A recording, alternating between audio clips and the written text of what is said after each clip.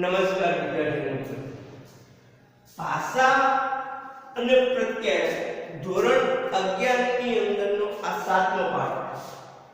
એની અંદર આપણે અગાઉના 3 લેક્ચરની અંદર પહેલા આપણે ભાષાની પ્રસ્તાવના જોઈ, પછી ભાષાની બે મનોવૈજ્ઞાનિકે આપેલી વ્યાખ્યાઓ જોઈ, એક એનસીઆરટી અને એક સેન રોકે. પછી ભાષાના મુખ્ય 3 લક્ષણો આપણે જોયા હતા કે જેની અંદર પ્રતીકોની ઉપસ્થિતિ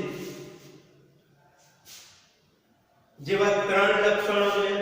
પછી એના પછીના લેક્ચરની અંદર આપણે ભાષાના વિવિધ પાસાઓ તો યાદ કરી કે ભાષાના મુખ્ય પાસાઓ કેટલા છે.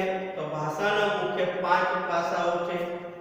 એક ધ્વનિશાસ્ત્રીય પાસું, એક અર્થપૂર્ણ એકમોનું પાસું, ત્રીજું શબ્દ સંયોજનનું પાસું, પછી શબ્દાર્થ શાસ્ત્રીય પાસું અને પાંચમું સામાજિક સંદર્ભલક્ષી પાસું.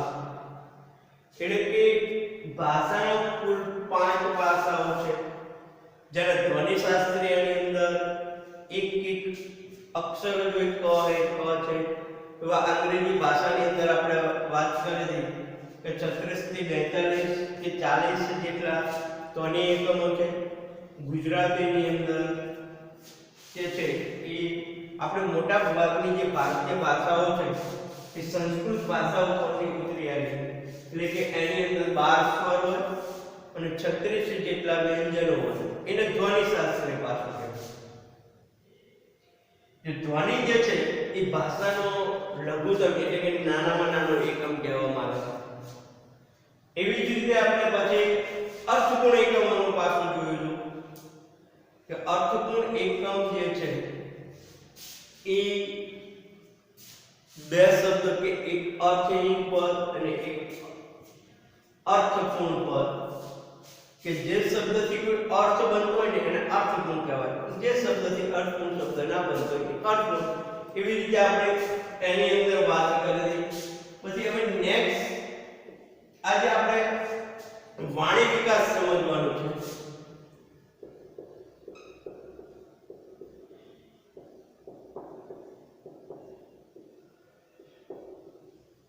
કે આપણો વાણી વિકાસ જે છે એ કેવી રીતે થાય, કે દરેક બાળક માની લો કે જન્મે ત્યારથી શબ્દ બોલતો થતો નથી. એના જન્મ પછીના કેટલાક સમયગાળાની અંદર કેવી રીતે શબ્દો બોલે છે એની એક વાત કરવાની. જો ભાષા જે છે ને એ એક જટિલ તંત્ર છે. શું કે પ્રસ્તાવનાની અંદર લખવું તો કે ભાષા એક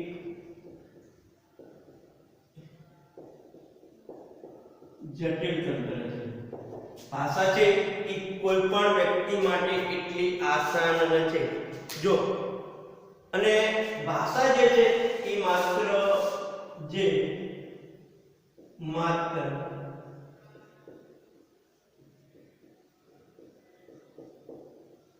મનુષ્યમાં જોવા મળે છે. જો એક વસ્તુ આપણે લેવું હોય તો કે ચિંપાંજી જે છે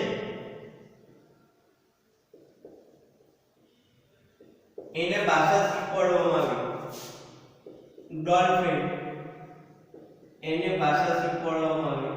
પોપટ એને મનુષ્ય અમુક પ્રકારના સંકેતો દ્વારા કે ચિત્રનો ઉપયોગ કરી સાંકેતિક ભાષા શીખવવાનો પ્રયત્ન કર્યો. આમને શું કર્યું કે આમને એક સાંકેતિક ભાષા શીખવવાનો પ્રયત્ન કર્યો.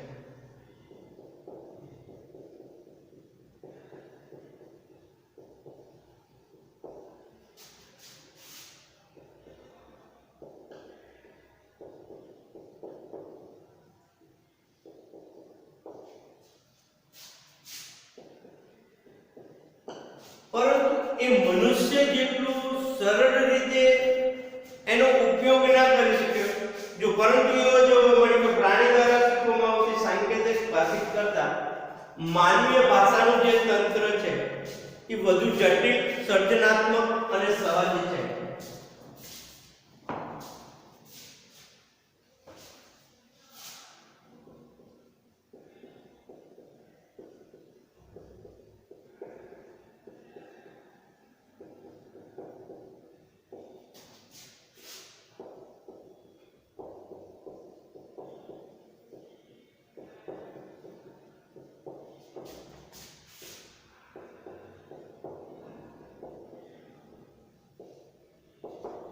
જો શું કહેવાય કે એક પ્રાણીને તમે અમુક સાયન્ટિફિક ભાષાઓ શીખવી શકો, જેમાં ચિમ્પાન્જી છે, ડોલ્ફિન છે કે પોપટ જેવા જે પ્રાણીઓ છે એને ભાષા તમે એકદમ સરળતાથી, એકદમ સહેલું છે.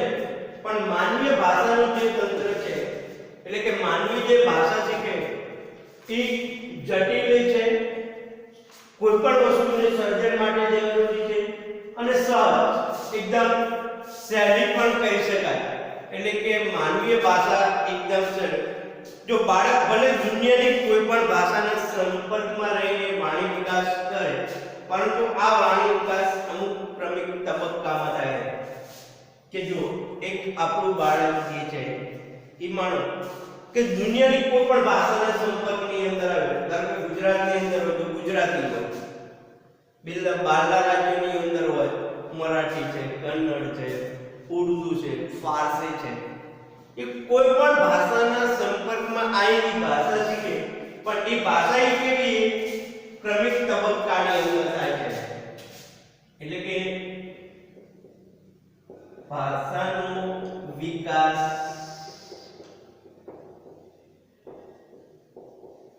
ક્રમિક તબક્કામાં થાય છે. એટલે કે ભાષા શીખવાનું ચાલુ કરે, એટલે કે માની લો કે બોલવાનું ચાલુ કરે એટલે લાગત કોઈ એક આખા વાક્ય નથી બોલી શકતો. કઈ રીતે એનો વાણી વિકાસ થાય એ જોઈએ આપણે. કે એક નવજાત શિશુ એટલે કે એક તાજું જન્મેલું જે બાળક છે એ વિવિધ પ્રકારના અવાજો કરતું હોય છે. એ નાનું હોય ત્યારે શું હોય કે અનેક પ્રકારના અવાજો કરતા હોય, ધીમે ધીમે શબ્દોના રૂપાંતરિત થતા જાય છે. આ જે અનેક પ્રકારના અવાજો છે એક નવજાત શિશુની અંદર, કે જેમ જેમ જેમ જેમ એ મોટું થતું જાય એ એક વાક્યના અર્થમાં, એટલે કે આખા શબ્દોની અંદર રૂપાંતરિત થાય. પહેલા માત્ર એક શબ્દ બોલતો હોય આ, ઉ, બા, હુ, એવા એક માત્ર ને માત્ર એક પહેલા ખાલી અવાજો કરતો હોય, પણ એ અવાજો જેમ જેમ એ મોટો થતો જાય, એટલે કે 1 મહિના પછી, 2 મહિના, 3 મહિના એવડે પછી એ અવાજો એ શબ્દોના અર્થમાં રૂપાંતરિત કરે. અને રડવું એ નવજાત શિશુ દ્વારા ઉત્પન્ન થતો પ્રથમ ધ્વનિ કે અવાજ છે. જો રડવું એ નવજાત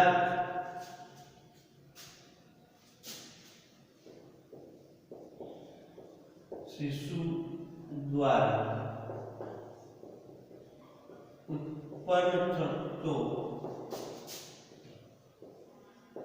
પ્રથમ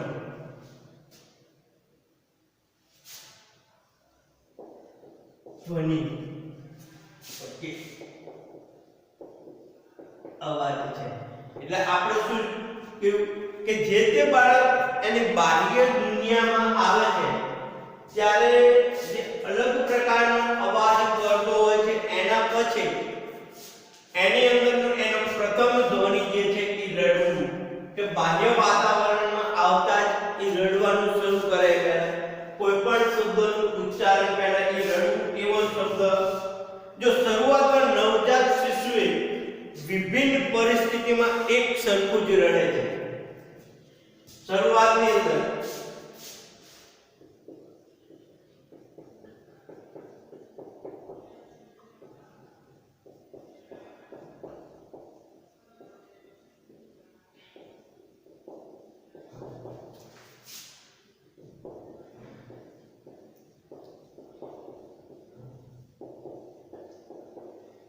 શું કરે એટલે કે શરૂઆતની અંદર એની સાથે ગમે તેવી પરિસ્થિતિ હોય, માતા હાજર હોય કે ના હોય, કુટુંબનો કોઈ પણ વ્યક્તિ હાજર ના હોય તો એ અલગ ગમે તેવી પરિસ્થિતિ હોય તો એક જ પ્રકારનું રડતો હોય છે, પરંતુ ધીમે ધીમે રડવાના સ્તરની અંદર તીવ્રતામાં ઉતાર ચઢાવ આધારે જો ધીમે ધીમે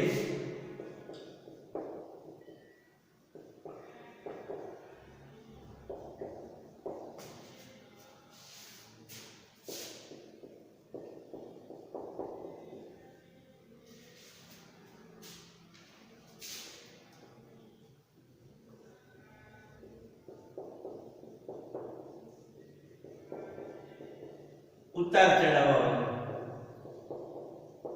એટલે કે જેમ જેમ મોટું થતું જાય એમ એની જે રડવાની પરિસ્થિતિ છે એ ક્યારેક તીવ્ર પ્રકારની હોય છે, ક્યારેક મંદ પ્રકારની હોય છે, ક્યારેક તીવ્ર પ્રકારની હોય, ક્યારેક જો શિશુ ભૂખ, પીડા, એકલતા વગેરે અલગ રીતે રડવાના અવાજો દ્વારા દર્શાવે છે.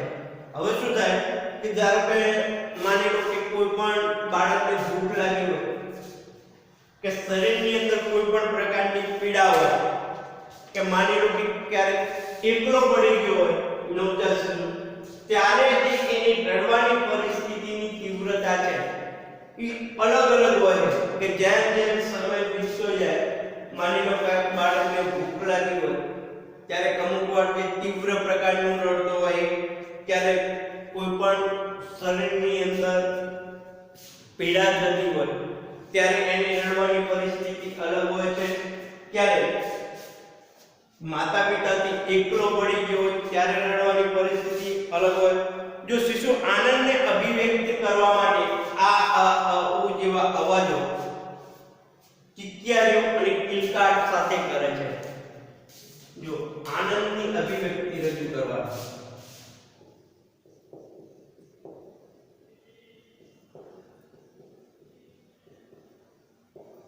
એટલે કે જ્યારે બાળક ખુશ હોય ત્યારે ઈ આ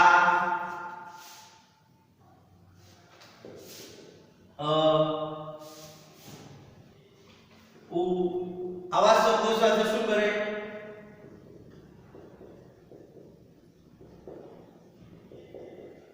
ચિત્કારી પાડે અથવા કિલકિલાટ કરે.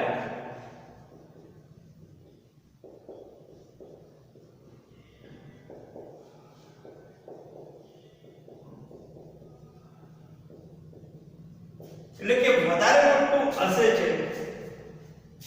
આ જે છે એક બાળકની અંદર વાણી વિકાસ કેવી રીતે થાય એની વાત છે કે શરૂઆતની અંદર એનો પ્રથમ ધ્વનિ રડવું છે અને રડવાની અંદર જેમ જેમ સમય પરિવર્તન થાય, જો શરૂઆતમાં વિભિન્ન પરિસ્થિતિમાં એક સરખું રડે, એટલે કે જ્યારે ત્યારે જન્મેલું હોય ક્યારે એને ભૂખ લાગી હોય એકલો હોય તોય પણ જેમ જેમ મોટું થતું જાય એમાં રડવાની તીવ્રતામાં વધારો થાય.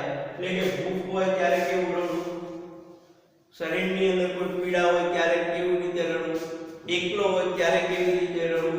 એ હવે વાત કરીએ આગળ કે 6 માસની આસપાસની ઉંમરમાં બાળક બબડાટ અવસ્થામાં પહોંચે છે.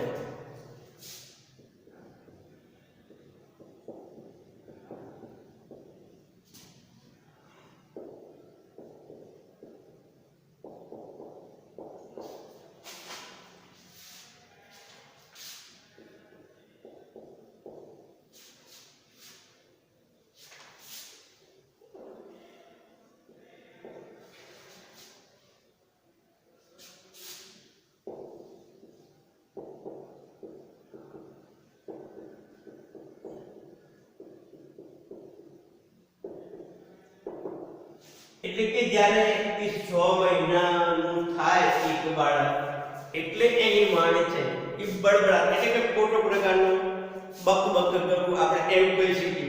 જો આ બળબડાટમાં બાળક લાંબા સમય સુધી વિવિધ પ્રકારના સ્વરો અને વ્યંજનોને લગતા અવાજો વારંવાર કરતું હોય છે.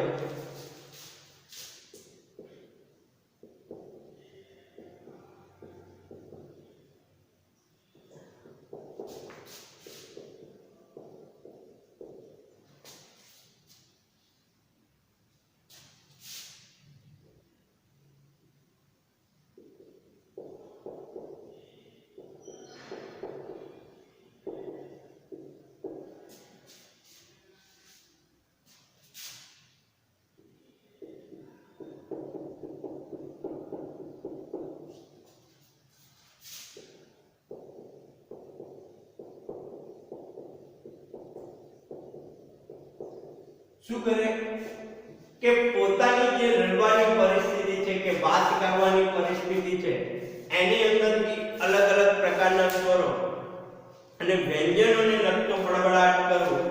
ઉદાહરણ તરીકે આપણે લઈએ કે જેમાં આ બા મા વગેરે જો 6 મહિનાની અંદર એ બળબડાટ અવસ્થાની અંદર એ અનેક પ્રકારના સ્વરોનો ઉપયોગ કરે છે. ઉદાહરણ લઈએ આ મા બા ઉ વગેરે જેવા શબ્દોનો એ ઉપયોગ કરે છે. જો 9 મહિનાની ઉંમર થતા હવે માની લો કે બાળક 9 મહિનાનું થતા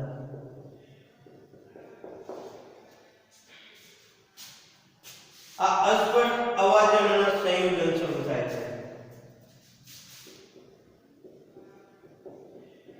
અસ્પષ્ટ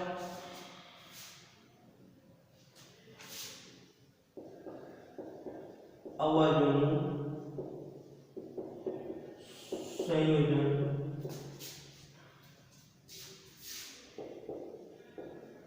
શરૂ થાય છે. શું કરે એટલે કે 9 મહિનાનું જો 6 મહિનાની અંદર માત્ર અમુક એક શબ્દો જ બોલતો હોય, પરંતુ 9 મહિનાનું જ્યારે થાય એટલે આવા શબ્દોનું સંયોજન થાય છે. ઉદાહરણ તરીકે લઈએ તો કે દાદા, મામા, પપ્પા વગેરે જેવા શબ્દો પોતે જ બોલેલા અવાજોનું અનુકરણ, પોતે જ બોલેલા શબ્દોનું અનુકરણ કરતો થાય છે. એટલે કે 9 મહિનાની અંદર પોતે જે શબ્દો બોલતો હોય એ શબ્દો વારંવાર બોલે. દાદા દાદા દાદા દાદા જે શબ્દ બોલતો હોય એટલે એના શબ્દોનું અનુકરણ કરતા તેનું પુનરાવર્તન કરે છે અને આવા પુનરાવર્તન શબ્દને શબ્દ અનુકરણ કહે છે.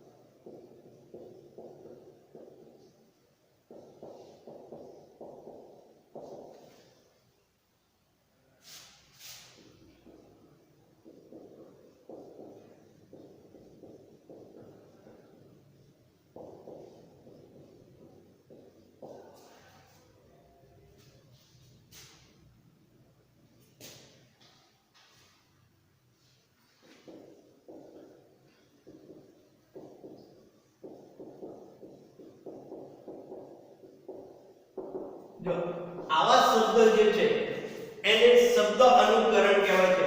તો તમને એવું પૂછે કે શબ્દ અનુકરણ કોને કહેવામાં આવે તો કે 9 માસની ઉંમરે બાળક જે પોતે જે શબ્દ બોલે છે એ શબ્દનું વારંવાર પુનરાવર્તન કરે તો એવા વારંવાર પુનરાવર્તન શબ્દને શબ્દ અનુકરણ કહેવામાં આવે છે. એટલે કે પોતાના શબ્દોનું અનુકરણ કરવું.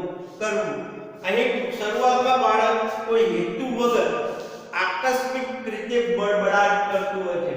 જો આની અંદર શું કરતું હોય કે કોઈ પણ હેતુ વગર બાળક બળબડાટ કરે એટલે કોઈ પણ હેતુ વગર કોઈ પણ વસ્તુનું વારંવાર પુનરાવર્તન કરવું એ તો પરંતુ આગળ જતા તે મોટેરાનું અનુકરણ કરે છે.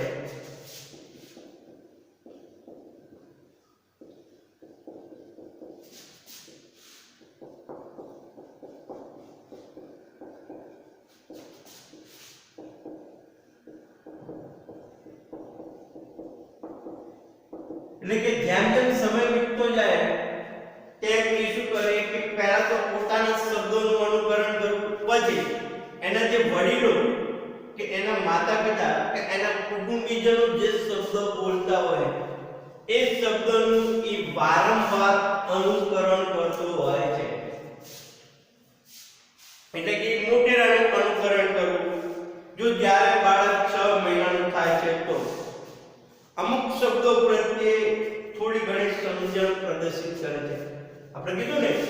જ્યારે બાળક 6 મહિનાનું થાય ને ત્યારે શું કરે કે અમુક શબ્દો પ્રત્યે એને સમજણ આવતી જાય અને તેનો પ્રથમ જન્મદિવસ આવતા કે જ્યારે એ 1 વર્ષનું થાય ત્યારે એકાંતરી શબ્દ બોલતા શીખી જાય છે.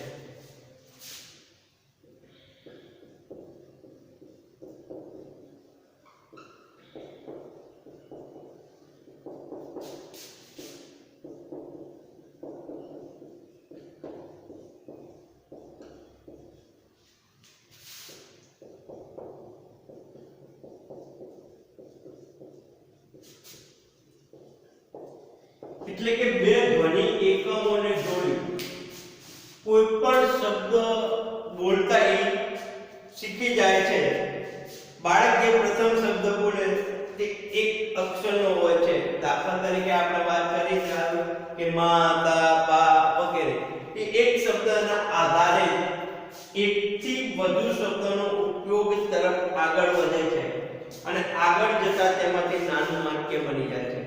કે જો શરૂઆતની અંદર બાળક એક શબ્દ બોલે માં, બા, બા, આ એક શબ્દ જે છે એ જેમ જેમ સમય જતો જાય શું થાય કે એક વાક્યના અર્થમાં ધારો કે ભૂ શબ્દ બોલતું બાળક જેમ જેમ મોટું થાય એમ એવો શબ્દ બોલે કે મારે ભૂ પીવું છે, પાણી પીવું છે. એવું જો બાળક જ્યારે 18 થી 20 મહિનાનું થાય છે ત્યારે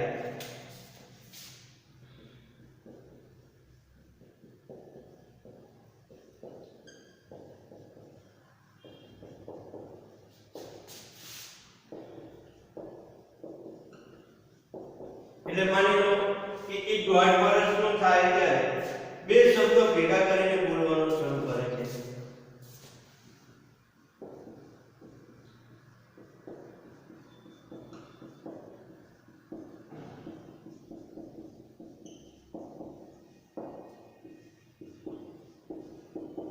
હવે શું કરે કે 1.5 વર્ષનું થઈ જાય એવા સમયગાળાની અંદર એ બે શબ્દોને ભેગા કરી બોલતા શીખે છે. ટૂંકા સંદેશાઓની વાણી બોલે છે. એટલે કે ટૂંકા જે સંદેશાઓ છે ઉદાહરણ તરીકે કેવું હોય કે જેમ કે પત્ર મળ્યો, સારું છે, પૈસા મોકલો, જલ્દી આવો, ગુડ મોર્નિંગ વગેરે. આજકાલ SMS અને ભૂતકાળના તારમાં વપરાતી ટૂંકી વાણી છે. આવા જે ટૂંકા શબ્દ બોલે કે પૈસા આપો, ખાવાનું આપો, આવા જે ટૂંકા શબ્દો છે એ 1.5 વર્ષના સમયની અંદર બોલતું જાય છે. જો બે શબ્દોની વાણી દ્વારા તે મોટા ભાગે અમુક ક્રિયાઓની અભિવ્યક્તિ કરે છે. એટલે કે બે શબ્દોની જે વાણી છે એના દ્વારા અમુક ક્રિયાની અભિવ્યક્તિ કરે છે. એટલે કે બાબા જા, બાબુ, કુકુજા વગેરે જેવા જે શબ્દો. 2.5 વર્ષની ઉંમરે બાળક લાંબા અર્થપૂર્ણ વાક્યો બોલતો થાય છે. એટલે કે જ્યારે 2.5 વર્ષનો થાય છે ત્યારે એ લાંબા અર્થપૂર્ણ વાક્યો જે છે એ પણ બોલતો શીખવાનું શરૂ થઈ જાય છે. અને 3 વર્ષની ઉંમર સુધીમાં તો તે વડીલો પાસેથી સાંભળીને ભાષાને ગ્રહણ કરી ભાષા શીખતું થઈ જાય છે. એટલે કે 3 વર્ષનું બાળક થતા એ સંપૂર્ણ ભાષાને મોટાઓનું અનુકરણ કરી કે આજુબાજુના વાતાવરણથી શીખી ભાષાને સમજતું અને બોલતું થઈ જાય છે. એટલે કે જો ભાષાને સમજવાની એની શરૂઆત આપણે માની લો કે શરૂઆતની અંદર માત્ર એ ધ્વનિઓ કરે, માત્ર અમુક પ્રકારના અવાજો કરે, પણ એ ધ્વનિ જે છે એ જ્યારે થોડો મોટો થાય એટલે એ ધ્વનિઓની અંદર અમુક પ્રકારના ઉતર ચઢાવ આવે. એટલે કે જ્યારે આનંદની અભિવ્યક્તિ કરવાની હોય શરૂઆતની અંદર, કારણ કે આ ઉ જેવા શબ્દો સાથે કિકિયારી કે કિલકિલાટ કરે. એવું કહેવાય કે જ્યારે 6 મહિનાની ઉંમરનું થાય ત્યારે બાળકની અંદર બડબડાટ જેવી અવસ્થાઓ આવે છે કે આ અવસ્થાઓમાં એ શું કરે કે અનેક પ્રકારના સ્વરો અને વ્યંજનને લગતા અવાજો કરે. ઉદાહરણ તરીકે લઈએ તો આ, મા, બા જેવા. હવે આ જે છે સ્વરો અને વ્યંજનો છે. એટલે કે એક બાળક જ્યારે 9